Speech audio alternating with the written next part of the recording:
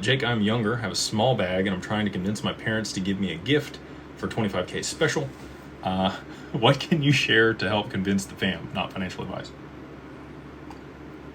So this is probably a similar conversation to what I have when I talk to family offices. The families that reach out to us are often well-established, $100 million, billion-dollar families.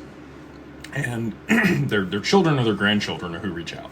They'll find us on social media. They're like, you're the only person that looks like they're doing this in a credible way.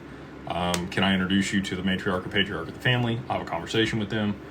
And I don't tell them like, this is how you're going to make your money, because they've already made their money, right? Your parents probably already have a portfolio. They have their retirement. They have a financial advisor. They've got this structured. And if they have the discretionary income to give you a $25,000 gift, then they're doing okay.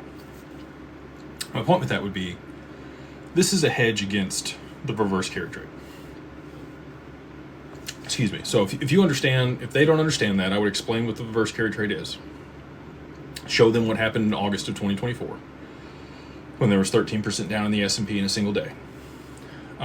And tell them that's the tip of the iceberg, that's the beginning of that, and now we're on the precipice of that occurring again. So if their retirement's all tied up in 401ks and IRAs and in the stock market and some of the bond market, which are now, instead of being inversely correlated or directly correlated, which hasn't happened before, the 60-40 split doesn't work. So if their advisor still has them in that type of portfolio management, probably need to have a conversation anyway. But all that to say, this would be a hedge against that happening. And if that's, call it 1% of their total portfolio, let's say they're managing $2.5 million in their total portfolio, and they put 25 grand in XRP.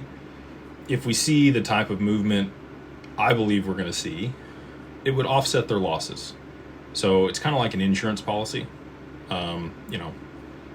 The family offices we worked with have done anywhere between a quarter basis point all the way up to 5%. Just depends on their risk tolerance and how much they actually, after they do their due diligence on the reverse carry trade, understand what's happening. And then they're like, oh, this is a big risk in the market that nobody's talking about. And I'm like, yeah, it is. And that's why it's kind of like a black swan. Like there are a few people over there on Twitter that have figured it out.